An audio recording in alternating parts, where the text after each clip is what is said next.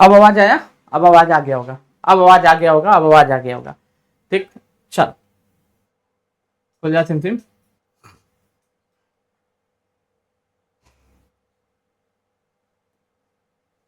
सितंबर 2025 में दादा साहब फाल्के पुरस्कार 2023 के लिए किसको दिया गया?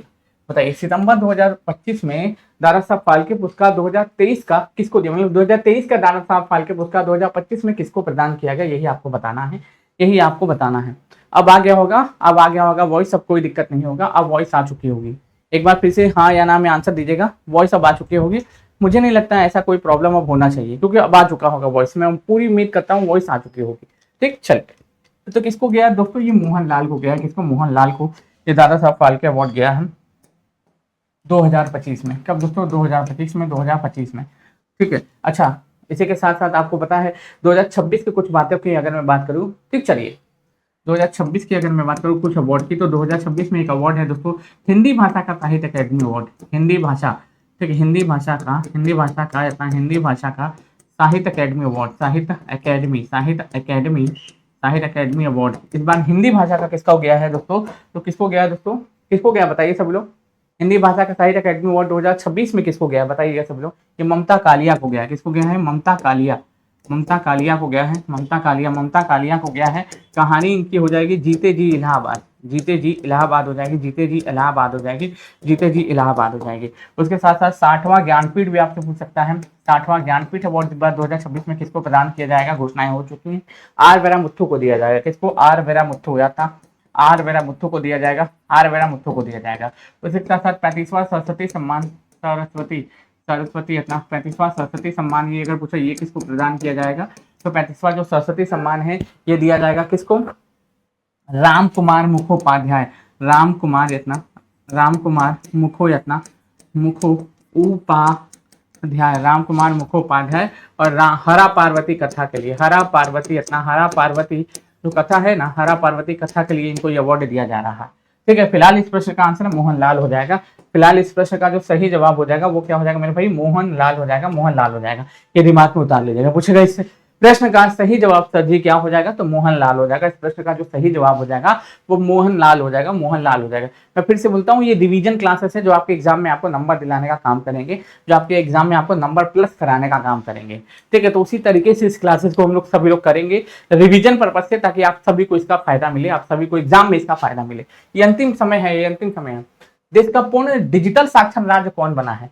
देखो, देश का पूर्ण डिजिटल साक्षर राज्य कौन बना है बताइएगा कमेंट करते हुए। कि मैंने आपको पढ़ाया हुआ है ना, ठीक है, रिवीजन करवा रहा हूँ और मैंने आपको ये पढ़ाया हुआ है। बताइए देश का पूर्ण डिजिटल साक्षर राज्य कौन बना है? कमेंट करते हुए आंसर बताओ। बताइएगा सभी लोग, कमेंट करते हुए आंसर बताइए सभी लोग। गुंजा पॉल जी, प्रियंका जी, फिर उसके बाद कुमकुम जी, माही जी, ठीक है, शंभवी जी, सभी लोगों से मेरा निवेदन है, सभी लोग आंसर बताइएगा इसका कि देश का पूर्ण डिजिटल साक्षर राज्य कौन बना है। तो इतना ये और कोई नहीं, ये आपका केरलम हो जाएगा, ये केरलम हो जाएगा, केरलम हो जाएगा। ये 100% इतना 100% इतना डिजिटल, 100% डिजिटल इतना 100% डिजिटल साक्षरता साक्षरता साक्षरता प्राप्त करने वाला पहला राज्य बना है। भारत का पहला राज्य बना है, भारत का पहला राज्य बना है। लेकिन हाँ आपसे पूछे, लेकिन उल्लास कार्यक्रम के तहत, उल्लास जो कार्यक्रम है, उल्लास कार्यक्रम के तहत अगर मैं बात करूँ, उल्लास कार्यक्रम यातना, उल्लास कार्यक्रम के तहत यातना 100% साक्षरता प्राप्त करने वाले राज्यों की लिस्ट कौन कौन से हैं जो इन्होंने 100% साक्षरता को प्राप्त किया है? पहला कौन हो जाएगा दोस्तों? मिजोरम हो जाएगा। पहला कौन हो जाएगा? मिजोरम हो जाएगा। दूसरा कौन हो जाएगा दोस्तों? गोवा हो जाएगा। तीसरा कौन हो जाएगा दोस्तों? त्रिपुरा हो जाएगा। तीसरा कौन हो जाएगा? त्रिपुरा हो जाएगा। और चौथा कौन हो जाएगा दोस्तों? हिमाचल प्रदेश हो जाएगा। और पांचवा कौन हो जाएगा दोस्तों? ये अभी हाल फिलहाल में सिक्किम बना है, मई में हाल फिलहाल में ये सिक्किम बना है। और ये क्लासेस बिल्कुल लाइव है, ये रिकॉर्डेड फॉर्म में क्लासेस नहीं है, मैं पहले बता देता हूँ। ये लाइव क्लासेस है, 2 जून के दिन मैं इस क्लासेस को आपके सामने ले रहा हूँ। ठीक है, याद रख लीजिएगा। तो ये क्लासेस बिल्कुल लाइव है, ये रिकॉर्डेड फॉर्म में नहीं है, याद रखिएगा। ठीक, चलिए। अच्छा, गुजरात, यहाँ भी दुनिया का सबसे बड़ा cricket stadium Narendra Modi stadium देखने को मिलता है। नरेंद्र मोदी जो स्टेडियम है, नरेंद्र मोदी स्टेडियम जो है दुनिया का क्रिकेट सबसे बड़ा क्रिकेट स्टेडियम आपको यहीं पे देखने को मिलेगा, अहमदाबाद केवड़िया गुजरात में। यहीं पे स्टैच्यू ऑफ यूनिटी देखने को मिलेगी, स्टैच्यू ऑफ यूनिटी देखने को मिलेगी, जो सिर्फ 182 मीटर ऊंची है, जो कि 182 मीटर ऊंची है, जिसके वास्तुकार कौन थे? राम सुतार जी। इनको पिछले साल क्या दिया गया था? महाराष्ट्र भूषण पुरस्कार से सम्मानित किया गया था, महाराष्ट्र भूषण पुरस्कार से सम्मानित किया गया था। उसके साथ साथ गोवा पर्पल फेस्टिवल यहाँ मनाया जाता है, पर्पल महोत्सव मनाया जाता है, पर्पल महोत्सव मनाया गया, पर्पल महोत्सव मनाया गया। और अपना सिग्मो फेस्टिवल मनाया गया था, यहाँ पे सिग्मो फेस्टिवल मनाया गया। महावीर नेशनल पार्क है यहाँ पे, Mahavir national park, Mahavir national park है, महावीर नेशनल पार्क है। गुजरात की कैपिटल क्या हो जाएगी? गांधीनगर हो जाएगी, गांधीनगर, गांधीनगर हो जाएगी। और गांधीनगर को गिफ्ट सिटी का दर्जा दिया गया है, गिफ्ट सिटी जो है ना, इस गिफ्ट सिटी का दर्जा दिया गया है। और इसकी गिफ्ट सिटी के जो अध्यक्ष बनाए गए हैं, गिफ्ट सिटी के जो अध्यक्ष अध्यक्ष जो है गिफ्ट सिटी के जो बनाए गए, बड़ा नाम है उदय कोटक है ना, उदय कोटक को क्या बनाया गया? गिफ्ट सिटी का अध्यक्ष बनाया गया। यहाँ पे WHO का सेंटर है, ठीक है, उसके साथ ADB का सेंटर है, एडीबी का सेंटर है। और क्या है, साथ साथ में आपको गूगल का सेंटर, देखो गूगल का सेंटर, तीनों सेंटर आपको यहाँ पे ओपन किए गए हैं। कहाँ पे दोस्तों? यहाँ पे गिफ्ट सिटी गुजरात में। कहाँ पे? गिफ्ट सिटी गुजरात में। तीनों सेंटर आपके लिए ओपन किए गए हैं, आप सभी लोगों के लिए ओपन किए गए हैं, ताकि आप लोगों को कोई भी जो है दोस्तों दिक्कत ना हो। जैसे गुजरात में आप देखिएगा तो गुजरात में आपको धौलावीरा भी देखने को मिलेगा, धौलावीरा, धौलावीरा भी आपको गुजरात में ही देखने को मिलेगा। लोथल भी आपको गुजरात में ही देखने को मिलेगा, ठीक है। सोमनाथ मंदिर जो है, सोमनाथ मंदिर, सोमनाथ जो टेम्पल है, सोमनाथ मंदिर भी आपको कहाँ पे? गुजरात में ही देखने को मिलेगा। गुजरात में ही आप जाइएगा तो एशियाई शेर भी आपको देखने को मिलता है। क्या देखने को मिलते हैं?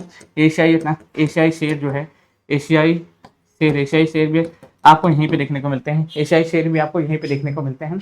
एशियाई शेर भी आपको कहाँ पे? यहीं पे देखने को मिल जाते हैं। एशियाई लायन भी आपको यहीं पे देखने को मिल जाते हैं। तो ये भी आप याद कर सकते हैं, ये भी आप याद कर सकते हैं, ठीक है। ऐसे भी चलिए आगे बढ़ते हैं। भारतीय सेना ने कितने जवानों को संयुक्त राष्ट्र पदक से सम्मानित किया गया? बताइए। तो भारतीय सेना में कितने जवानों को संयुक्त राष्ट्र पदक से सम्मानित किया गया? संयुक्त राष्ट्र पदक से सम्मानित किया गया, बताइएगा जरा, कमेंट करता हूँ। तो देखो भारतीय सेना में अगर मैं बात करूँ कि कितने जवानों को संयुक्त राष्ट्र पदक से सम्मानित किया गया था, 821 जवानों को संयुक्त राष्ट्र पदक से सम्मानित किया गया था। 821 जवानों को संयुक्त राष्ट्र पदक से सम्मानित किया गया।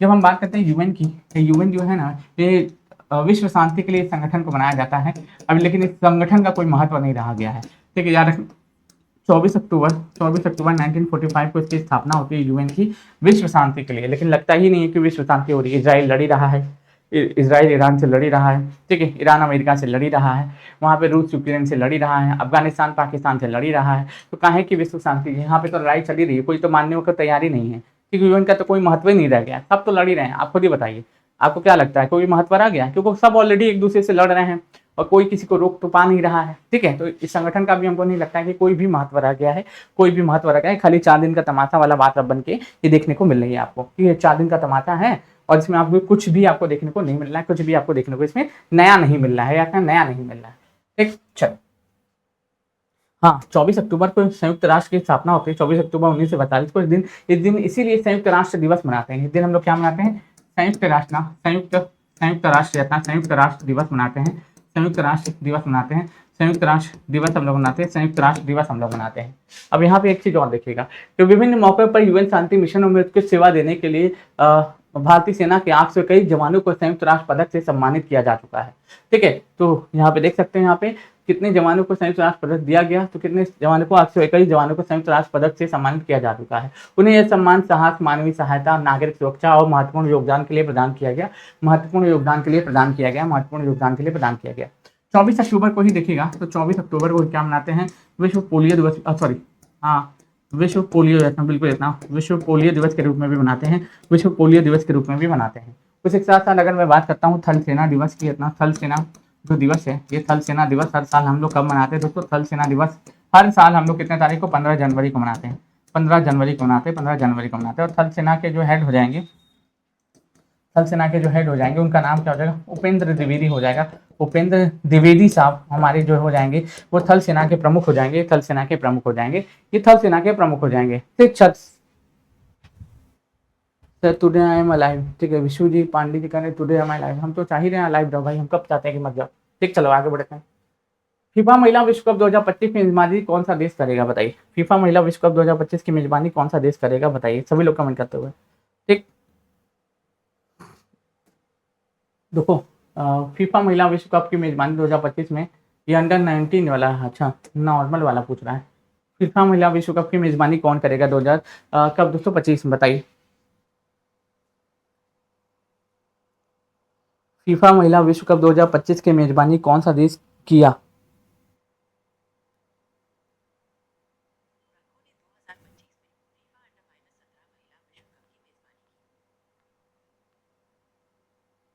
हम्म,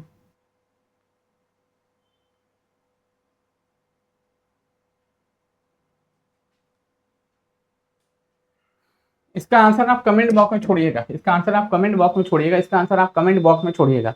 ठीक, चलिए इसका आंसर आप जो है कमेंट बॉक्स में छोड़िएगा, इसका आंसर आप कमेंट बॉक्स में छोड़िएगा। ठीक है, कुछ तो आंसर आप लोग करते हुए चलिए, कुछ तो आंसर आप लोग करते हुए यहाँ पे लिखा हुआ है, लेकिन मैं बताऊंगा नहीं। ठीक, चलो हिंदी किन्हें हिंदी के लिए रामनाथ गोयनका पुरस्कार 2025 से सम्मानित किया गया। ठीक है, पूछा जा रहा है किन्हें हिंदी के लिए रामनाथ गोयनका पुरस्कार 2025 से सम्मानित किया गया। और पिछले बार वाले अवार्ड आ रहे हैं पेपर में, पिछले बार वाले अवार्ड आ रहे हैं, इसलिए आपके लिए जरूरी हो जाएगा, इसलिए आपके लिए जरूरी हो जाएगा। ठीक, चलो देश की मीडिया का हाल तो जान ही रहे होंगे सब लोग, बताने की आवश्यकता तो है नहीं। बात सही है कि नहीं?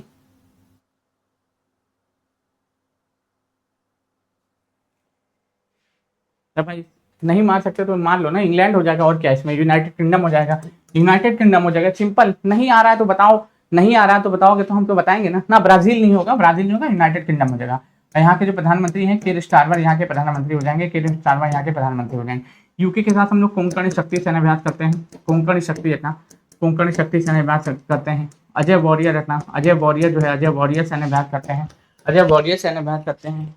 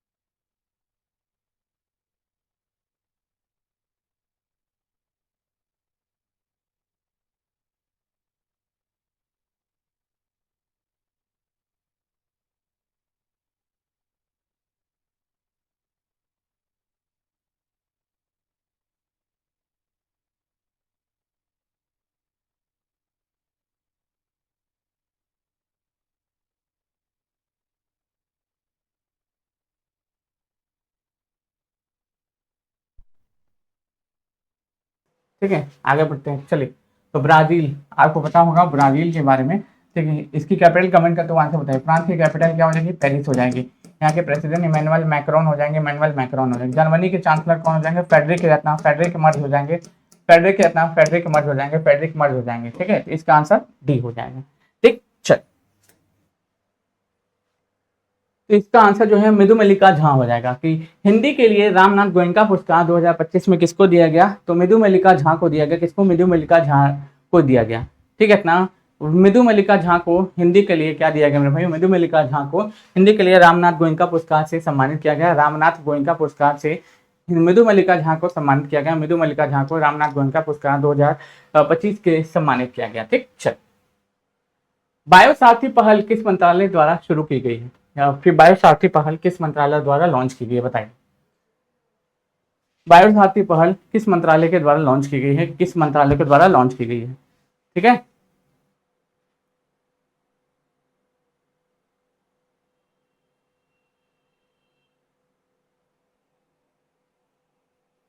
बायो सारथी पहल किस मंत्रालय के द्वारा लॉन्च की गई है? किस मंत्रालय के द्वारा लॉन्च की गई है? बताइएगा सभी लोग।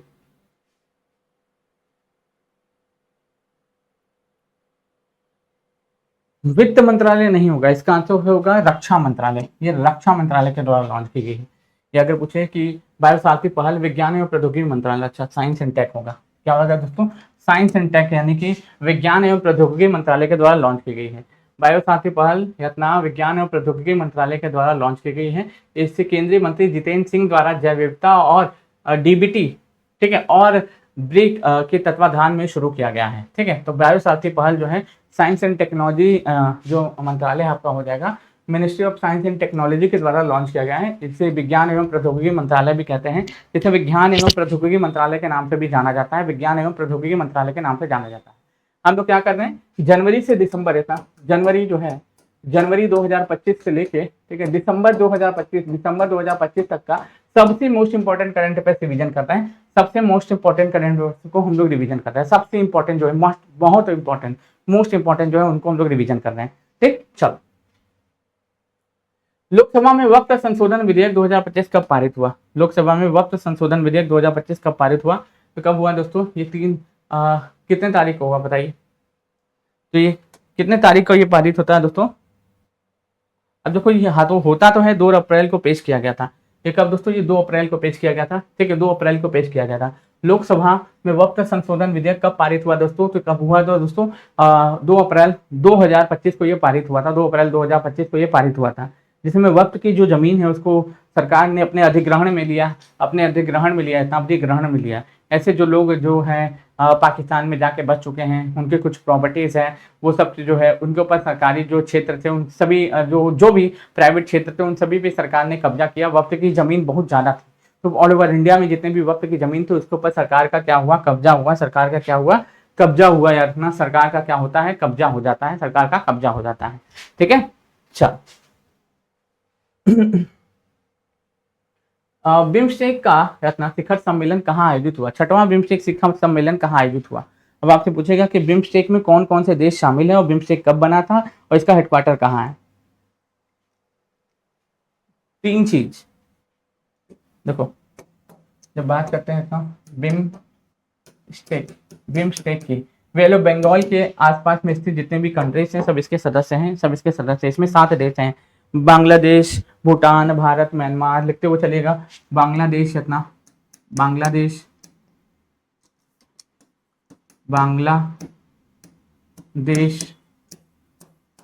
भूटान, भारत, म्यांमार। ठीक है, उसके बांग्लादेश, भूटान, भारत, म्यांमार, नेपाल, फिर उसके बाद श्रीलंका और थाईलैंड। श्रीलंका और क्या हो जाएगा दोस्तों? थाईलैंड हो जाएगा। श्रीलंका और क्या हो जाएगा? ये थाईलैंड हो जाएगा। श्रीलंका और क्या हो जाएगा? थाईलैंड हो जाएगा। तो 7 देश जो है ना ये विश्व किसके सदस्य हैं? बिम्स्टेक के सदस्य हैं। इस बार बिम्स्टेक की जो 6वीं बैठक है कहाँ पे? थाईलैंड में आयोजित हुई थी। थाईलैंड में आयोजित हुई थी। और बांग्लादेश, भूटान, भारत, म्यांमार, नेपाल, श्रीलंका, थाईलैंड, ये 7 देश इसके किसके सदस्य हैं? ये बिम्स्टेक के सदस्य हैं। बिम्स्टेक के जो महासचिव हैं, बिम्स्टेक के जो महासचिव हो जाएंगे वो हो जाएंगे इंद्रमणि पांडे हो जाएंगे। इंद्रमणि पांडे हो जाएंगे। ठीक है, इसका हेडक्वार्टर अगर पूछ ले कहाँ पे हो जाएगा? इसका हेडक्वार्टर कहाँ पे हो जाएगा? ये ढाका में हो जाएगा। इसका हेडक्वार्टर कहाँ पे हो जाएगा? ढाका में हो जाएगा। ये 6 जून 1997 को ये बना था। ठीक है, ये 6 जून 1997 को बना था। 6 जून 1997 को स्थापना हुई है। इसकी स्थापना होती है, याद रख लीजिएगा। ठीक है, तो ये ऐसे भी प्रश्न आपसे पेपर में आ सकते हैं, ऐसे भी प्रश्न आपसे पूछे जा सकते हैं कि भैया ये कब बनता है, इसका हेडक्वार्टर कहाँ पे है, कितने तारीख को बना था, इसके महासचिव कौन है, तो इसकी बैठक कहाँ हुई। इस तरीके के प्रश्न आपसे पेपर में आते हैं और पूछे जाते हैं सीधे तौर पर, इसलिए इसको आप याद करते हुए चलिएगा, हमारे साथ पढ़ते हुए चलिएगा। ठीक है, ताकि कोई दिक्कत ना हो। ठीक, चल। ठीक है, कोई दिक्कत? अब जैसे कि मानो श्रीलंका के बारे में बात करता हूँ। श्रीलंका के जो प्रधानमंत्री है ना, एक महिला है जिनका नाम है हरणी अमर जयसूर्या।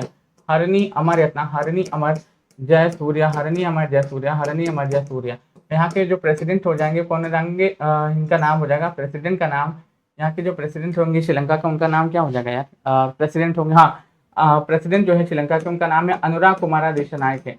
अनुरा कुमारा दिशानायके जो है ये प्रेसिडेंट हो जाएंगे। थाईलैंड की कैपिटल क्या हो जाएगी? बैंकॉक हो जाएगी। वियतनाम की कैपिटल क्या हो जाएगी? हनोई हो जाएगी। मालदीव की कैपिटल क्या हो जाएगी? माले हो जाएगी। श्रीलंका की जयवर्धने परमकोटे और कौन है? कोलंबो हो जाएगी। 2 कैपिटल इसके हो जाएगी। 2 कैपिटल आपको देखने को मिलती है किसकी? श्रीलंका की। किसकी कैपिटल? 2 कैपिटल आपको श्रीलंका की देखने को मिलती है।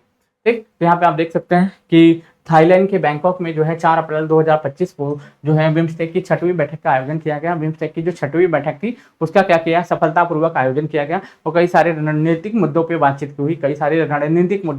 की गई। अब जैसे कि नेपाल के बारे में बात करते हो तो नेपाल में नए अभी प्रधानमंत्री बने हैं, उनका नाम याद रख लीजिएगा। नए प्रधानमंत्री बने हैं, इसलिए जरूर हो जाएगा। इनका नाम हो जाएगा बालेंद्र शाह। इनका नाम क्या हो जाएगा? बालेंद्र शाह हो जाएगा। और ये यूपी बिहार दोनों से बॉर्डर बनाता है नेपाल, इसलिए हमारे लिए और ज़्यादा जरूरी हो जाता है। ठीक है, उसके साथ बांग्लादेश में भी नए पीएम बने हैं। इनका नाम हो जाएगा तारिक रहमान हो जाएगा। तारिक रहमान हो जाएगा। नए पीएम बने हैं। ठीक है, इसलिए भी हमारे लिए जरूरी हो जाएगा। ठीक है, दोनों जगह नए नए पीएम अपॉइंट हुए हैं। ठीक, चल। नेपाल की पहली महिला अंतरिम प्रधानमंत्री कौन बनी? देखो अब नहीं है, अब बालेंद्र शाह है, अंतरिम प्रधानमंत्री यही बने थे। ठीक, चलिए बताइए सभी लोग। ठीक, बताइए, कमेंट करते हुए आंसर बताइएगा जरा, कमेंट करते हुए आंसर बताइएगा। नेपाल की पहली महिला और अंतरिम प्रधानमंत्री कौन बनी? नेपाल की पहली महिला और अंतरिम प्रधानमंत्री कौन बनी?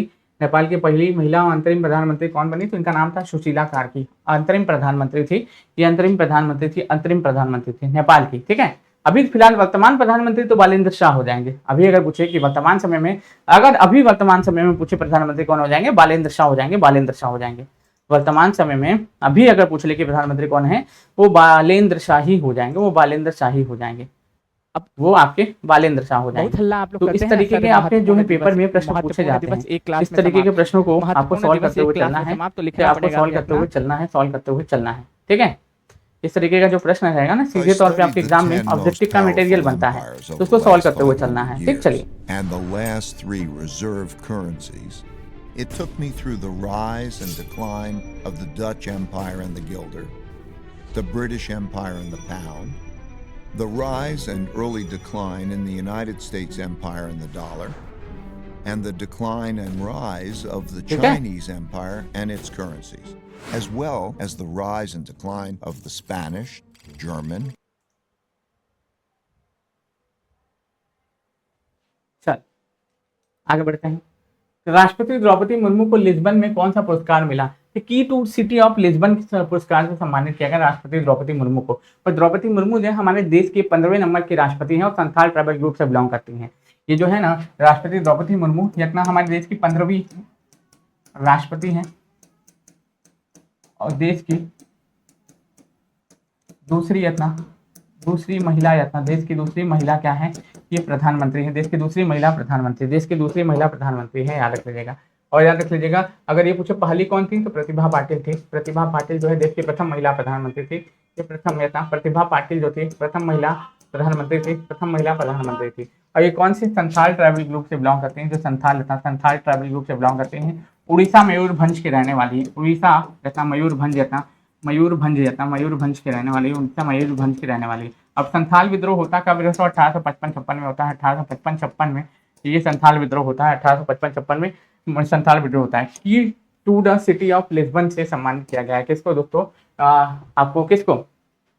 इसी को यातना द्रौपदी मुर्मू को जो है लिस्बन में कौन सा पुरस्कार मिला है? तो की टू सिटी ऑफ लिस्बन पुरस्कार से सम्मानित किया गया है। Key to city of Lisbon पुरस्कार से सम्मानित किया गया राष्ट्रपति द्रौपदी मुर्मू को, राष्ट्रपति द्रौपदी मुर्मू को। तो ये याद रख लीजिएगा, ये पूछा जा सकता है। और ये अपना ये पुर्तगाल की कैपिटल ही हो जाएगी लिस्बन, अपना पुर्तगाल की कैपिटल ही हो जाएगी लिस्बन। ठीक, राष्ट्रपति द्रौपदी मुर्मू को पुर्तगाल की राजधानी में लिस्बन की यात्रा के दौरान सिटी की ऑफ ऑनर अवार्ड से सम्मानित किया गया है, या ऑनर अवार्ड से इनको सम्मानित किया गया। चलिए, वक्त संशोधन विधेयक कब लागू हुआ? वक्त संशोधन विधेयक एक होता है पेश करना, एक होता है लागू करना। तो ये लागू कब हुआ दोस्तों? ये लागू कब हुआ ये बताइए। ठीक है, ये लागू कब हुआ? देखो दोनों सदनों से जाएगा, फिर उसके बाद पास होगा, प्रेसिडेंट की मंजूरी मिलेगी, उसके बाद क्या कर दिया जाएगा? इसको लागू किया जाएगा। तो कब लागू होता है ये बताइएगा जरा, कि वक्त संशोधन विधेयक जो है ये कब लागू होता है? तो 8 अप्रैल और या 2025 को लागू हुआ। अच्छा, दिवस से भी प्रश्न आते हैं, बताइए 7 अप्रैल को कौन सा दिवस मनाते हैं? 7 अप्रैल को कौन सा दिवस हम लोग मनाते हैं? 7 अप्रैल को कौन सा दिवस मनाते हैं? ठीक है, और आपको मैं एक चीज और आपको दिखाता हूँ, ठीक है। यूपीएससी में 10 से 12 प्रश्न, जेपीएससी में लगातार प्रश्नों पे प्रश्न लड़ते ही जा रहे हैं। अदर एग्जामिनेशन में भी लगातार क्वेश्चन हमारे एग्जाम क्लास से ही लड़ते जा रहे हैं, और इसका सबूत भी है हमारे पास कि जो यूपीएससी जैसा एग्जाम जहाँ पे 12 से क्वेश्चन लड़ाना अपने आप में बहुत, 1-2 क्वेश्चन तो कोई भी लड़ा देता है, 12-12, 15-15 अगर 12 क्वेश्चन आपके लड़ जाते हैं यूपीएससी एग्जाम में, तो हमको नहीं लगता कि इससे बेटर आपको कोई पढ़ाएगा। ठीक है, इंडिया का सबसे टफेस्ट एग्जाम जो है, ठीक है, यूपीएससी, उसमें हमारे प्रश्न झारखंड पीसीएस में, यूपी पीसीएस में, हर जगह हर एक एग्जाम में हमारे प्रश्न आपको लड़ते हुए दिखाई दे रहे हैं, हर जगह। आपको मैं रील में शॉर्ट्स में दिखाता हूँ, ठीक है। अब जैसे कि यहाँ पे दिखाता हूँ बकायदा सबूत यहाँ पे, क्योंकि ऐसे कोई नहीं मानता है, ऐसे कोई नहीं मानता है, प्रत्यक्ष को प्रमाण देना पड़ता है। अब जैसे कि मान लो यूपीएससी में प्रश्न पूछा था सुदर्शन चक्र के बारे में, ठीक है, यूपीएससी में आप देखिएगा ये प्रश्न क्या पूछा था दोस्तों, यूपीएससी में आपके प्रश्न पूछा था क्या दोस्तों, सुदर्शन चक्र के बारे में, मिशन सुदर्शन चक्र के बारे में पूछा था, ठीक है। मिशन सुदर्शन चक्र के बारे में यूपीएससी में आपके एग्जामिनेशन में पूछा था, यूपीएससी में पूछा था। तो यहाँ पे आप देखोगे यूपीएससी में जो मैंने पढ़ा था 16 अगस्त 2025 को पढ़ा था, वही चीज मैंने जो यहाँ पे पूछ लिया, वही चीज यहाँ पे पूछ लिए, वही चीज यहाँ पे पूछ लिया गया, वही चीज यहाँ पे क्या किया गया दोस्तों, पूछ लिया गया, वही चीज यहाँ पे क्या किया गया, पूछ लिया गया, वही चीज यहाँ पे आपके पूछ लिया गया है, याद रख लीजिएगा, ठीक है। यहाँ पे देखिएगा चैनल पे अवेलेबल होगा। तो इसके बाद यहाँ पे पूछा हुआ है क्या दोस्तों, बाफ्टा अवार्ड, उसमें भी यूपीएससी में प्रश्न पूछा था। फिर जेपीएससी में आप देखो ये प्रश्न पूछा हुआ है, जेपीएससी में फिर से पूछा हुआ है। फिर उसके बाद यहाँ पे यूपीएससी प्रीलिम्स में ये पूछा हुआ है कौन सा माधव राष्ट्रीय उद्यान के ऊपर। फिर बाफ्टा में जो प्रश्न 71वें फिल्म फेयर पुरस्कार के ऊपर जो प्रश्न पूछा हुआ है। तो यहाँ पे आप देख सकते हो लगातार प्रश्न जो पूछे जा रहे हैं और हमारी क्लास से ही देखने को मिल रहे हैं, चाहे यूपीएससी हो, चाहे जेपीएससी हो, चाहे वनडे एग्जामिनेशन हो, सब चीज सबूत के साथ यहाँ पे लगा हुआ है, ठीक है, सबूत के साथ यहाँ पे लगा हुआ है, क्योंकि ये भी ना कह सको कि सर जी पूछा जाता है कि नहीं वाकई में, ठीक है। तो इतना भरोसा कर लो कि अगर हम पढ़ा रहे तो छाटे हुए क्वेश्चन होंगे और आपके एग्जाम में काम आएंगे, ठीक। चलो, एशिया कप 2025 का खिताब किसने जीता बताइए, एशिया कप 2025 का खिताब किसके द्वारा जीता गया, एशिया कप 2025 का टाइटल किसके द्वारा जीता गया है, एशिया कप 2025 का टाइटल किसके द्वारा जीता गया बताइए सब लोग। यहाँ पे जो बकवास करने आते हैं, जो भी टाइम बर्बाद करने वाले लोग आते हैं, उनका तो हवलदारों में नहीं होगा इतना, उनका तो कांस्टेबल तो बहुत बड़ा हो जाएगा, उनका तो जो है ना क्या बोलते हैं होमगार्डों में नहीं होगा। जो बकवास करने आते हैं, पढ़ते कम है और बकवास आपस में ज्यादा करते हैं, उनका तो होमगार्डों में नहीं होगा इतना, होमगार्डों में नहीं होगा। कांस्टेबल तो बहुत बड़ी दूर की बात हो जाती है, ठीक है। और एग्जामिनेशन जो पीसीएस शिक्षक भर्ती सब चीज़ मत निश्चय तो बहुत दूर की बात हो जाती है, उनका तो होमगार्ड में भी नहीं होगा। ऐसा मेरा जो है, ऐसा मुझे लगता है देख करके उनको, क्योंकि पढ़ते थोड़े हैं वो लोग, तो आपस में ही बतियाते रहते हैं। फिलहाल इसका आंसर क्या हो जाएगा, भारत हो जाएगा, फिलहाल इसका आंसर भारत हो जाएगा, सही बात है। इसका आंसर क्या हो जाएगा, भारत हो जाएगा, भारत हो जाएगा। तो पूछ रहा है एशिया कप 2025 का खिताब किसने जीता है, ये भारत ने जीता है। किसने, भारत ने जीता है, भारत ने जीता है। अब जैसे मान लो हमारे 3 पड़ोसी देश, सबसे ज्यादा देखोगे हम बांग्लादेश के साथ 4096 किलोमीटर का बॉर्डर बनाते हैं, अफगानिस्तान के साथ देखते हो 6 किलोमीटर का बॉर्डर बनाते हैं, पाकिस्तान के साथ 3323 किलोमीटर का बॉर्डर बनाते हैं। तो ऐसे भी क्वेश्चन हमारे पेपर में पूछे जाते हैं, ऐसे भी पेपर में क्वेश्चन पूछे जाते हैं, उनके ऐसे भी पेपर में हमारे प्रश्न पूछे जाते हैं। तो इसके लिए भी आप तैयार रहिएगा, इसके लिए भी आप लोग तैयार रहिएगा, इसके लिए भी आप तैयार रहिएगा सारे लोग। चलिए आगे बढ़ते हैं। हाल ही में एशिया कप के पहले वर्टिकल लिफ्ट सस्पेंशन ब्रिज के पम्बन ब्रिज का उद्घाटन कहाँ हुआ बताइए सब लोग, कहाँ पे हुआ। तो कहाँ पे ऑब्वियसली होगा, तमिलनाडु में होगा। मोदी जी ने उसका उद्घाटन किया था। पम्बन ब्रिज का जो उद्घाटन है, ये वर्टिकल लिफ्ट ब्रिज है, ये ऊपर उठता है और फिर नीचे गिर जाता है अपना, वर्टिकल लिफ्ट ब्रिज है जिसका उद्घाटन पीएम मोदी किए थे। और कहाँ पे हुआ, तमिलनाडु में हुआ था। कहाँ पे हुआ था, ये तमिलनाडु में हुआ था, ठीक है। 2.8 किलोमीटर ये लंबा पुल है इतना, आप देख सकते हैं।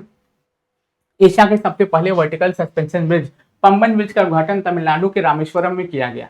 इस पुल से जुड़ी कुछ खास जानकारियां। उद्घाटन प्रधानमंत्री मोदी ने किया था, बिल्कुल उद्घाटन प्रधानमंत्री नरेंद्र मोदी ने किया था। ये 2.08 किलोमीटर लंबा पुल है जो रामेश्वरम द्वीप को तमिलनाडु के मुख्य भूमि के मंडपम से जोड़ता है अपना, ये मंडपम से जोड़ता है। यह इसमें इलेक्ट्रोमैग्नेटिक वर्टिकल लिफ्ट स्पैन है, जहां जहाजों के गुजरने के लिए 5 मिनट में 17 मीटर ऊपर उठाया जा सकता है। मतलब ये जो वर्टिकल लिफ्ट है, ये देखो 5 मिनट में 17 मीटर की ऊंचाई तक उठाया जा सकता है। 5 मिनट में इसको 17 मीटर की ऊंचाई तक उठाया जा सकता है और बड़े बड़े जहाज इससे गुजर सकते हैं। बड़े बड़े जो जहाज है इससे गुजर सकते हैं। याद रखना पम्बन ब्रिज के बारे में, इसके बारे में लंबाई इसका याद रखना 2.08 किलोमीटर। यही पूछेगा कि पम्बन ब्रिज किसको किससे जोड़ता है, तो ये तो रामेश्वरम द्वीप को तमिलनाडु की मुख्य भूमि और मंडपम से जोड़ने का काम कौन करता है, ये पम्बन ब्रिज करता है, जो 2.08 किलोमीटर लंबा है, जिसका उद्घाटन स्वयं प्रधानमंत्री मोदी ने किया था। ठीक है, ये वर्टिकल लिफ्ट ब्रिज है जिसका उद्घाटन स्वयं हमारे देश के प्रधानमंत्री के द्वारा किया जाता है, स्वयं हमारे देश के प्रधानमंत्री के द्वारा किया जाता है, जो इस समय मेलेडी खा रहा है मेलोनी के साथ, जो कि इस समय मेलेडी खा रहा है किसके साथ, मेलोनी के साथ, आपको तो पता ही होगा। ठीक, चल आगे बढ़ते हैं। इंडियन सुपर लीग इतना 2025 का खिताब किसने जीता बताइए। इंडियन सुपर लीग, ठीक है, 2025 का खिताब किसने जीता, 2025 का खिताब किसने जीता, ठीक है, तो किसने जीता बताइए। ये जीता था मोहन बगान सुपर जायंट ने जीता था। किसके द्वारा जीता गया दोस्तों, ये मोहन बगान सुपर जायंट के द्वारा जीता गया। ये अगर पूछे टाइटल किसके द्वारा जीता गया दोस्तों, तो मोहन बगान सुपर जायंट के द्वारा इस टाइटल को अपने नाम किया गया। मोहन बगान सुपर जायंट के द्वारा इस टाइटल को अपने नाम किया गया, इस टाइटल को अपने नाम किया गया, इस टाइटल को अपने नाम किया जाता है। ठीक है, इस टाइटल को क्या किया जाता है, अपने नाम किया जाता है, इस टाइटल को अपने नाम किया जाता है। दिमाग में उतार लीजिएगा सारे लोग, जितने भी लोग देख रहे हैं क्लासेस को, सभी के सभी छात्र इसको अपने दिमाग में उतार लेंगे, कोई गलती नहीं करेगा। ठीक, चलिए आगे बढ़ते हैं। चल रही मेरे अप्रैल 2025 में साइबर सुरक्षा के लिए, ठीक है, QNU लैब्स किसके द्वारा लॉन्च किया गया?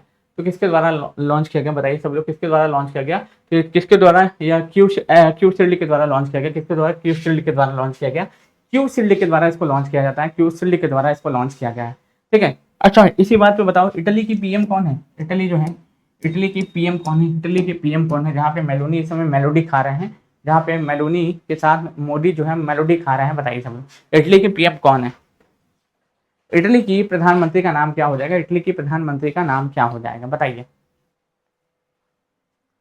इटली की जो प्रधानमंत्री हैं उनका नाम क्या हो जाएगा?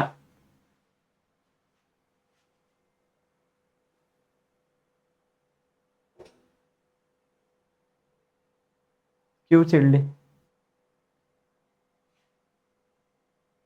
बताइएगा जरा।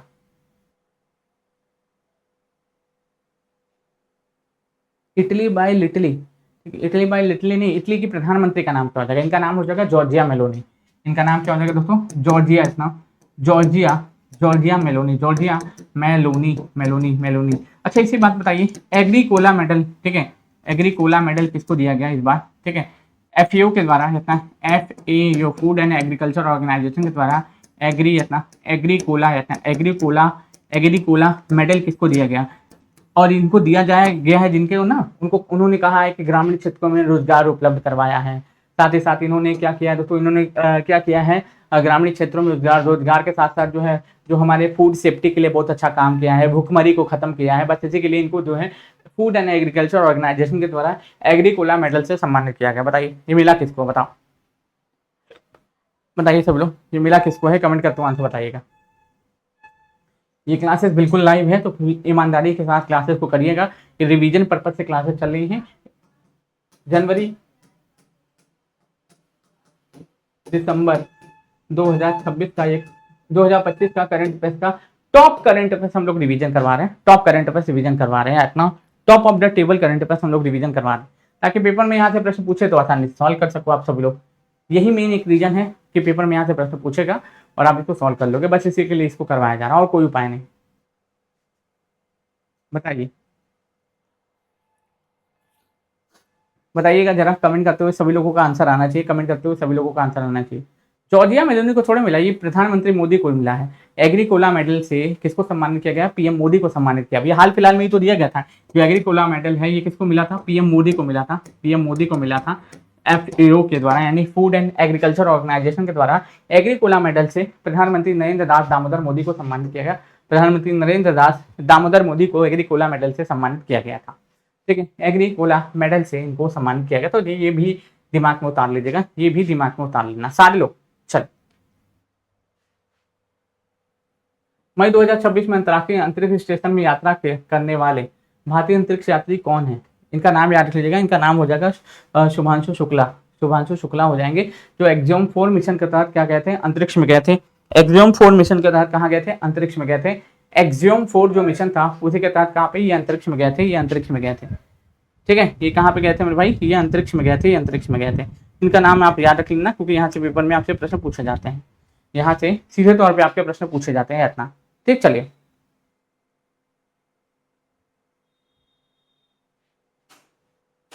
रुक जाइए सभी लोग, एक सेकंड रुक जाना, कोई आवाज देता ऊपर टूटू दीदी।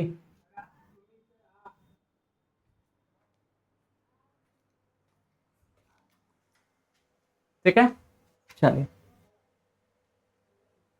खेलो इंडिया यूथ गेम 2025 का शुभंकर क्या था? बताइए, खेलो इंडिया यूथ गेम 2025 का शुभंकर क्या था? कमेंट करके आंसर बताइए कि खेलो इंडिया यूथ गेम 2025 का शुभंकर जो है वो क्या था।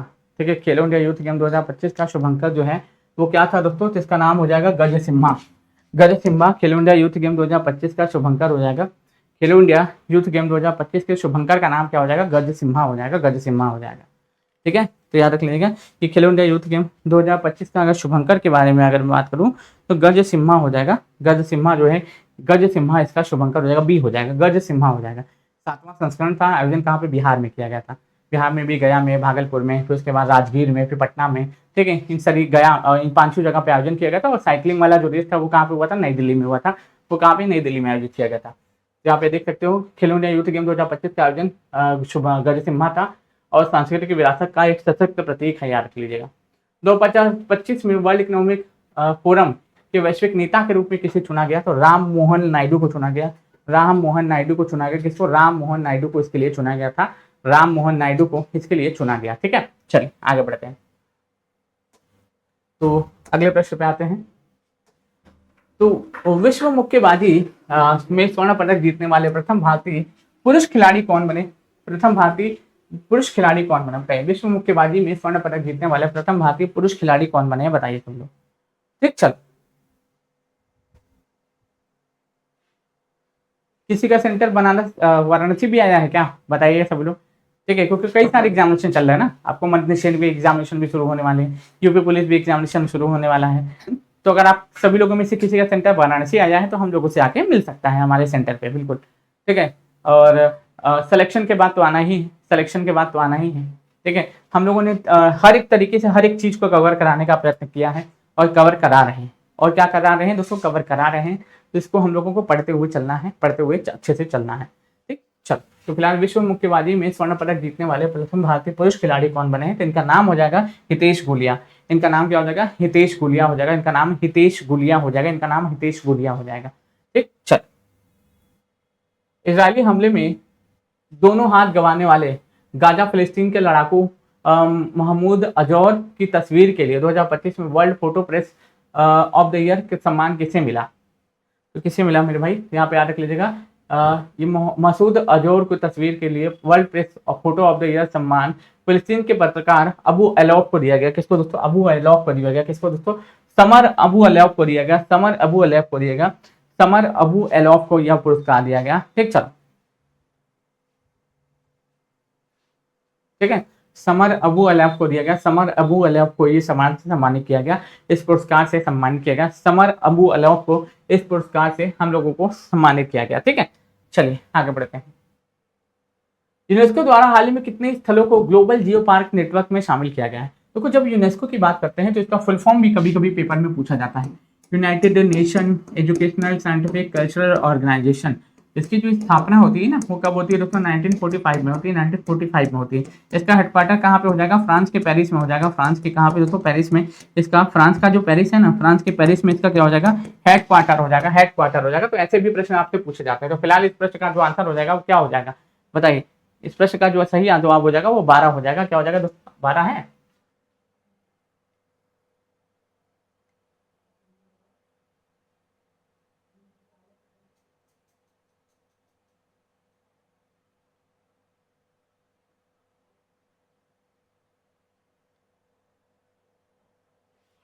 कुल 41 को 241 हो गई। संबंध में हम जानकारी इसमें दोबारा तो ऑप्शन में ही नहीं है भाई, इसमें तो 12 ऑप्शन में ही नहीं है, ठीक है। इसमें तो कट कट कर देना। 12 इसका आंसर हो जाएगा। 12 इसका आंसर हो जाएगा।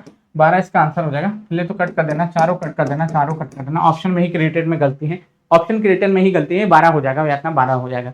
लेकिन एक बार रीचेक हम करेंगे, ठीक है। एक बार हम रीचेक करेंगे, ठीक है। एक बार रीचेक करेंगे। यूनेस्को द्वारा हाल ही में किन स्थलों को ग्लोबल जियो पार्क नेटवर्क में शामिल किया गया है? कितने स्थलों को शामिल किया गया है?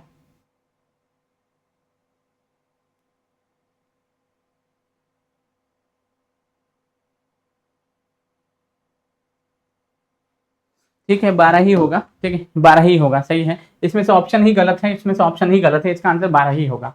इसका आंसर क्या होगा, 12 ही होगा। इसका आंसर 12 ही होगा। तो कोई रीचेक करना बनता है। अगर एक नंबर से भी सिलेक्शन नहीं हुआ तो जिम्मेदार कौन होगा, हम होंगे। इसलिए रीचेक करना बहुत जरूरी है, रीचेक करना बहुत जरूरी है। चलिए आगे बढ़ते हैं।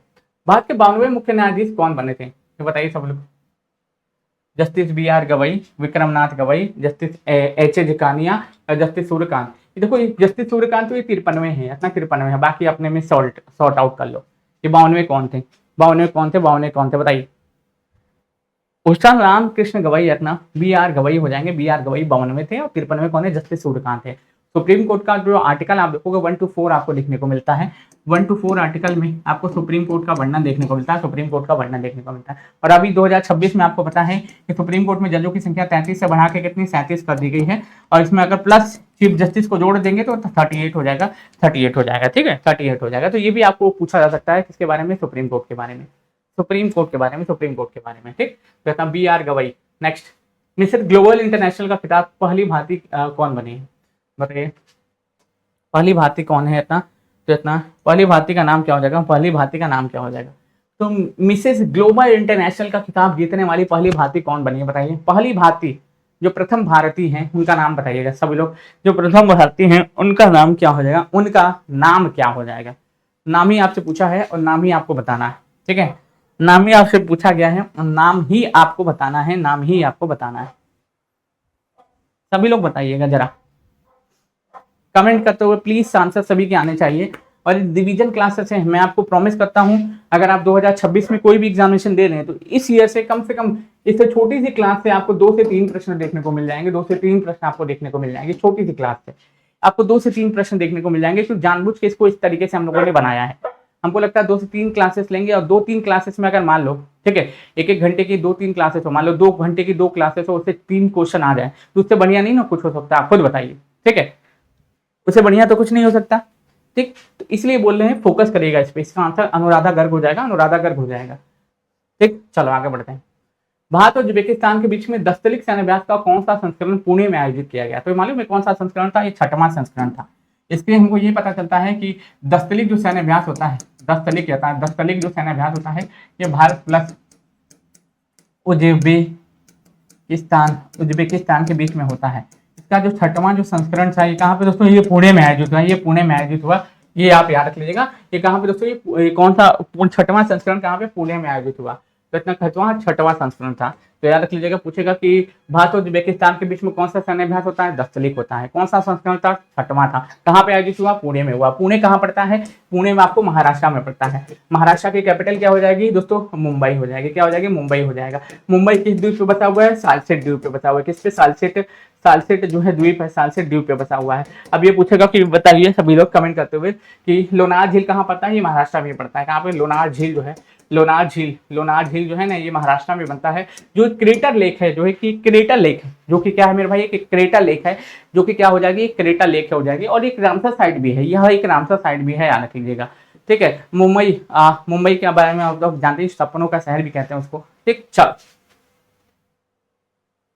भारत के 15वें उपराष्ट्रपति कौन बने, बताओ।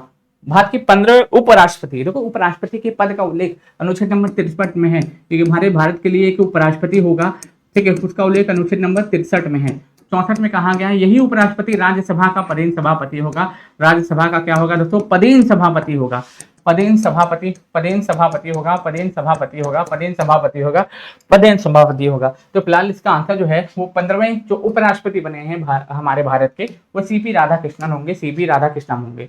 कौन होंगे मेरे भाई, सीपी राधाकृष्णन साहब हमारे देश के 15वें उपराष्ट्रपति बने हैं। देश के 15वें उपराष्ट्रपति सीपी राधाकृष्णन साहब ही बने हैं। सीपी राधाकृष्णन साहब हमारे देश के 15वें उपराष्ट्रपति बने हैं। 15वें उपराष्ट्रपति बने हैं। 15वें उपराष्ट्रपति बने हैं, याद रख लीजिएगा, पूछा जाता है कि हमारे देश के 15वें उपराष्ट्रपति कौन बने हैं, तो सीपी राधाकृष्णन साहब हमारे देश के 15वें उपराष्ट्रपति बने हैं। 15वें उपराष्ट्रपति बने हैं। 15वें उपराष्ट्रपति बने हैं सीपी राधाकृष्णन। सीपी राधाकृष्णन हमारे देश के 15वें नंबर के उपराष्ट्रपति बने हैं, ठीक। चल, देश ने आई लीग 2024-25 का खिताब जीता, तो इंटर काशी ने जीता है। किसने, इंटर काशी ने जीता है। किसने जीता है, तो इंटर काशी के द्वारा जीता गया। इंटर काशी के द्वारा इस टाइटल को अपने नाम किया गया है। इस टाइटल को अपने नाम किया गया है, ठीक है। मैं फिर से बोलता हूँ, जो चैनल पे पहली बार विजिट किए हैं, जो चैनल पे पहली बार नए हैं, वो चैनल को सब्सक्राइब जरूर से करेंगे, ताकि इसी तरीके से रिवीजन क्लासेस, नई क्लासेस, जीएस की क्लासेस, बिहार स्पेशल की क्लासेस, यूपी स्पेशल की क्लासेस और गवर्नमेंट एग्जाम से संबंधित जितनी भी क्लासेस है वो आपको निःशुल्क यहाँ पे प्रदान की जा सके, ठीक है। यहाँ पे निःशुल्क आपको प्रदान की जा सके, ठीक है। क्योंकि आपको पता है जैसे जैसे एग्जाम नजदीक आते जाता है, वैसे वैसे हम लोग क्या करते हैं, रिवीजन आपको कराते जाते हैं। और धीरे धीरे करके आपका एग्जामिनेशन नजदीक आ रहा है, क्योंकि जून आ चुका है। और आप सभी लोग, कई लोग तो टीआरई के भी इसमें तैयारी करते होंगे, शिक्षक भर्ती की, टेट के भी करते होंगे, सुपर टेट के भी करते होंगे, तो उनके लिए भी करंट अफेयर्स यही रहेगा, अलग से कुछ जन्म नहीं लेगा, उनके लिए भी करंट अफेयर्स आपके यही रहने वाला है, ठीक। चलिए आगे बढ़ते हैं। भारतीय निशानेबाज अर्जुन बबूटा ने IISF विश्व कप में निशानेबाज में कौन सा पदक जीता है? तो कौन सा पदक जीता है मेरे भाई? तो इन्होंने कौन सा पदक जीता है? तो इन्होंने अलग अलग स्पर्धाओं में 2 पदक जीते हैं अपना, अलग अलग स्पर्धाओं में इन्होंने 2 पदक जीते थे। अब बताइए इन्होंने पदक कौन सा जीता है, मेरे को ये बताना, ठीक है? ये बताइएगा कौन सा पदक जीता है, ये बताइए। भारतीय निशानेबाज अर्जुन बबूटा ने IISF विश्व कप निशानेबाजी में कौन कौन सा पदक जीता?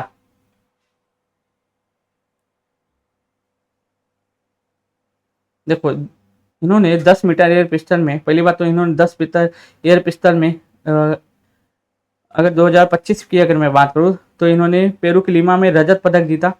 क्या जीता दोस्तों? रजत पदक जीता। और काहिरा में रजत पदक जीता। ठीक है, तो फिलहाल याद रख लीजिएगा पेरू की लीमा में इन्होंने क्या जीता था, 225 में रजत पदक जीता था और एक स्वर्ण पदक भी जीता था। ठीक है, म्यूनिख में अगर पूछे 10 मीटर में तो इतना एक स्वर्ण पदक है, रजत पदक दोनों हो जाएगा। ठीक है, हालांकि इसमें रजत पदक भी हो जाएगा, स्वर्ण पदक भी हो जाएगा। इसमें तो अगर मैं बात करता हूँ इसमें रजत पदक ही हो जाएगा, इसमें रजत पदक हो जाएगा। और एक जगह क्या है दोस्तों, एक जगह स्वर्ण पदक भी जीता था, एक जगह स्वर्ण पदक भी जीता था, एक जगह स्वर्ण पदक भी जीता था। ठीक है, एक जगह स्वर्ण पदक भी इन्होंने जीता था। अब जैसे कि एग्जाम्पल के तौर पर मैं आपको बता देता हूँ स्वर्ण पदक कहाँ जीता था। अब इन्होंने जो है ना म्यूनिख में 10 मीटर में क्या जीता था, गोल्ड मेडल जीता था। म्यूनिख जो जर्मनी में पड़ता है, म्यूनिख जर्मनी में इन्होंने क्या जीता था, जर्मनी में जो आयोजित हुआ था, जर्मनी में जो म्यूनिख जर्मनी हुआ था वहां पे स्वर्ण पदक जीता था। और याद रख लीजिएगा ये जो आपका जो है काहिरा में जो हुआ था उसमें 10 मीटर में रजत पदक जीता था।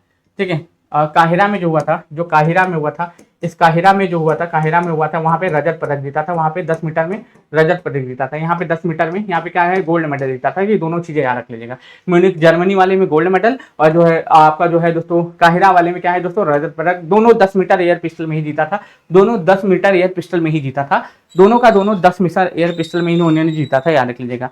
ठीक है, शुरुआत में ही। Next, Laureus sportsman of the year 2025 जीतने वाले मोंडो डुप्लांटिस किस खेल से संबंधित है? बताइए ये किस खेल से संबंधित खिलाड़ी हैं इतना, ये किस खेल से संबंधित है इतना?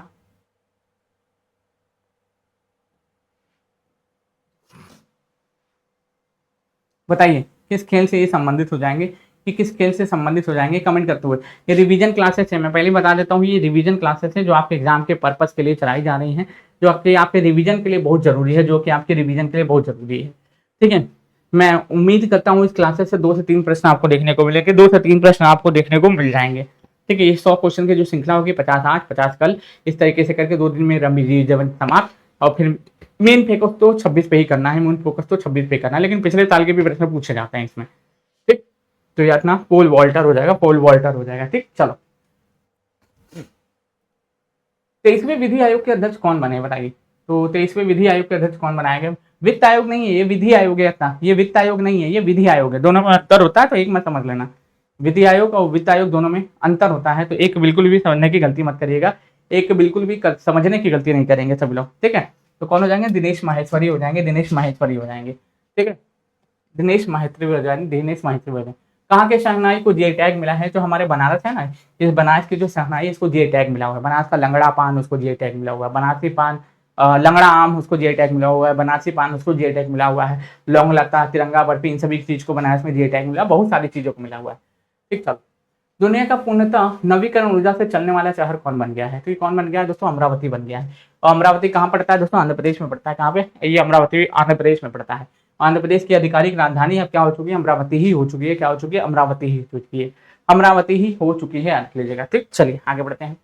यूनेस्को की memory of the world register में शामिल किया गया किसको? तो नाट्य शास्त्र को भी किया गया, भगवत गीता को भी गया, यानी ये भी दोनों हो जाएगा, ये भी दोनों ही हो जाएगा। ठीक, चलो किसे गोल्ड हाउस गाला पुरस्कार से सम्मानित किया गया? तो किसी प्रियंका चोपड़ा को इससे सम्मानित किया गया, प्रियंका चोपड़ा को इससे सम्मानित किया गया। दुनिया का सबसे ऊंचा हुआंगजियांग ग्रैंड कैनियन ब्रिज जो है कहाँ बनाया गया? दुनिया का सबसे ऊंचा ब्रिज जो है हुआजियांग ग्रैंड कैनियन किसने बनाया है? तो किसने बनाया? चाइना ने बनाया। बहुत ऊंचाई पे स्थित है अपना, बहुत ऊंचाई पे स्थित है, जो चाइना ने बनाया, इस ब्रिज को चाइना ने बनाया है। ठीक, चलिए आगे बढ़ते हैं। हेल्ड किस मंत्रालय द्वारा शुरू की गई पहल है? तो हेल्ड जो है रक्षा मंत्रालय द्वारा शुरू की गई पहल है, हेल्ड रक्षा मंत्रालय द्वारा शुरू की गई पहल है अपना, ये गृह मंत्रालय हो जाएगा। ये गृह मंत्रालय के द्वारा शुरू की गई पहल है। और अपना ये गृह मंत्रालय है किसके पास दोस्तों, तो अमित शाह के पास है अपना। अभी इस समय गृह मंत्रालय अगर पूछे गृह मंत्रालय किसके पास है, अमित शाह के पास है, अमित शाह के पास है। ठीक, चलिए टाइम हायर एजुकेशन रैंकिंग में 2025 में शीर्ष कौन रहा है, IIS बेंगलुरु जो है शीर्ष पे रहा है, शीर्ष पे रहा है, शीर्ष पे रहा है ना, शीर्ष पे रहा है। लता दीनानाथ मंगेशकर पुरस्कार 2025 में किसको दिया गया, किसको दिया गया दोस्तों, कुमार मंगलम बिरला को दिया गया। ये पेपर में छपने वाला प्रश्न है, यही पेपर में छपने वाला प्रश्न है, सीधे तौर पे पूछ लिया जाएगा, जो सीधे तौर पे पूछ लिया जाएगा। ठीक, चलिए किस संगठन ने 1 मई 2025 को अपना आर्थिक रिपोर्ट 2025 जारी किया है, तो किसने जारी किया है दोस्तों, IMF ने जारी किया है। और IMF के हेड जो हो जाएंगे वो कौन हो जाएंगे दोस्तों, क्रिस्टलिना जॉर्जिवा हो जाएंगे, क्रिस्टलिना ये जॉर्जिवा हो जाएंगे, क्रिस्टलिना जॉर्जिवा हो जाएंगे, क्रिस्टलिना जॉर्जिवा हो जाएंगे, कौन हो जाएंगे, क्रिस्टलिना जॉर्जिवा हो जाएंगे, क्रिस्टलिना जॉर्जिवा हो जाएंगे, क्रिस्टलिना जॉर्जिवा हो जाएंगे। ठीक, चलिए एशियाई खेल 2026 कहाँ पे आयोजित किए जाएंगे, तो एची नगोया में आयोजित किए जाएंगे, जापान में पड़ता है, HEN नगोया में आयोजित किए जाएंगे, जो कि जापान में पड़ता है। और जापान की महिला प्रधानमंत्री कौन बनी है, सानो तकाइची बनी है। यहाँ पे महिला PM अगर पूछ ले, यहाँ पे जो महिला प्रधानमंत्री हैं उनका नाम क्या हो जाएगा, सानो तकाइची हो जाएगा, सानो तकाइची यहाँ के प्रधानमंत्री हो जाएंगे। ठीक है, प्रधानमंत्री हो जाएंगे। चलिए 8 मई 2025 को कौन सा राज्य 100% ई गवर्नेंस वाला राज्य बन गया, ठीक है, कौन बना है, ये केरलम ही बना है, कौन बना है, केरलम ही बना है, जिसके अब जो नाम चेंज करके केरलम कर दिया गया, केरल से। ठीक, चलिए आगे बढ़ते हैं। नेक्स्ट 8 मई को AI आधारित जनगणना प्रणाली शुरू करने की घोषणा किसने की है, तो ये दक्षिण कोरिया ने की है, किसने, दक्षिण कोरिया ने की है, दक्षिण कोरिया ने की है। ठीक, चलिए आगे बढ़ते हैं। किस राज्य सरकार ने जल शुद्धि मिशन की शुरुआत की है, तो किस राज्य सरकार ने शुरू की है दोस्तों, ये जल शुद्धि मिशन की शुरुआत जो मध्य प्रदेश सरकार ने की है, किसने, ये मध्य प्रदेश सरकार जल शुद्धि मिशन की शुरुआत की है, बताइए सब लोग। 2025 में ना, 2025 में बहुत सारे राज्य ऐसे कर चुके हैं इसको। ठीक है, 2025 में किस राज्य सरकार ने जल शुद्धि मिशन की शुरुआत की है, बताइए। हालांकि ये मध्य प्रदेश सरकार ही हो जाएगा, 30 मार्च 2025 को शुरू किया गया था, ये मध्य प्रदेश सरकार ही हो जाएगा, 30 मार्च 2025 को शुरू किया गया था, ये MP ही हो जाएगा, तो 30 अप्रैल इतना जो जैसे 2025 में शुरू किया गया था, 2025 में शुरू किया गया था, इसका आंसर MP हो जाएगा, मध्य प्रदेश हो जाएगा, इसका आंसर मध्य प्रदेश हो जाएगा, मध्य प्रदेश हो, 30 मार्च को ये शुरू किया गया था। ह्यूमन डेवलपमेंट रिपोर्ट इंडेक्स यानी कि ह्यूमन डेवलपमेंट इंडेक्स में दुनिया भर के 193 देशों में भारत को कौन सा स्थान मिला है, तो भारत को 130वां स्थान मिला है। मानव विकास सूचकांक जो यूनाइटेड नेशन डेवलपमेंट प्रोग्राम के द्वारा इस रिपोर्ट को हर साल जारी किया जाता है, किसके द्वारा, UNDP यूनाइटेड नेशन डेवलपमेंट जो प्रोग्राम है इसके द्वारा हर साल जो है मानव विकास सूचकांक रिपोर्ट को जारी किया जाता है, मानव विकास सूचकांक रिपोर्ट को हर साल जारी किया जाता है, हर साल जारी किया जाता है। ठीक, चलिए आगे बढ़ते हैं।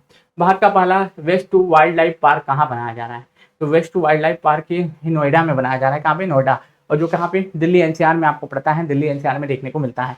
ठीक, चलिए नोएडा में इसको बनाया जा रहा है। ठीक, चलो नोएडा ही होगा ना, हाँ बिल्कुल नोएडा ही होगा। चलिए आगे बढ़ते हैं। ऑपरेशन सिंदूर के बाद भारतीय सेना ने कश्मीर में आतंकवादियों के विरुद्ध कौन सा ऑपरेशन चलाया था, बताइए, तो कौन सा ऑपरेशन चलाया था, तो ऑपरेशन कौन सा, ऑपरेशन सिंदूर के समाप्ति के बाद भारतीय सेना में कश्मीर में आतंकवादियों को पकड़ने के लिए ऑपरेशन महादेव यानी कि ऑपरेशन किलर भी चलाया था, ऑपरेशन किलर भी चलाया था, ऑपरेशन किलर भी चलाया था, याद रख लीजिएगा। ठीक, चलिए दोनों ऑपरेशन ही चलाए थे। तो हाल ही में अंडमान सागर में नियुक्त हो रहे चक्रवात का नाम शक्ति किसने दिया है दोस्तों, तो श्रीलंका ने दिया, किसने, श्रीलंका ने दिया। चक्रवात बनने के लिए 2 कंडीशन चाहिए होते हैं, क्या क्या कंडीशन चाहिए होती है सर जी, ये बताइए। पहला कंडीशन निम्न दाब का केंद्र होना चाहिए, 3 कंडीशन, कोरोलिस बल होना चाहिए, और क्या होना चाहिए दोस्तों, वहाँ पे कोरोलिस बल, निम्न दाब का केंद्र और समुद्र का तापमान 27 डिग्री से अधिक होना चाहिए, तभी जाके वहाँ पे चक्रवात बनेंगे, तभी जाके वहाँ पे चक्रवात बनेंगे, याद रख लीजिएगा। भारत का पहला भिखारी मुक्त शहर किसे घोषित किया गया, इंदौर को भारत का पहला भिखारी मुक्त शहर डिक्लेयर किया गया, इंदौर को पहला भिखारी मुक्त शहर डिक्लेयर किया गया, इंदौर को पहला भिखारी मुक्त शहर जो है वो डिक्लेयर किया गया। ठीक, चलिए भारतीय सेना द्वारा ऑपरेशन नादेर कहाँ चलाया गया, तो भारतीय सेना द्वारा ऑपरेशन नादेर जम्मू कश्मीर में ही चलाया गया था, और जम्मू कश्मीर में ही चलाया गया था, कहाँ पे, जम्मू कश्मीर में ही चलाया गया था, कहाँ पे, जम्मू कश्मीर में ही चलाया गया था।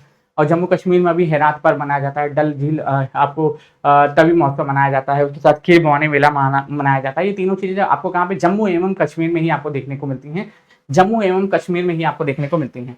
ठीक, चलिए आगे बढ़ते हैं। खेलो इंडिया यूथ गेम को 2025 का खिताब किसने जीता, तो ये मालूम है, महाराष्ट्र ने जीता, Maharashtra top of the table रहा, महाराष्ट्र इसमें क्या था, टॉप ऑफ द टेबल था 2025 में। ठीक है, और इसका आयोजन जो है बिहार में ही किया गया था, इसका आयोजन बिहार में ही 5 जगहों पे किया गया था।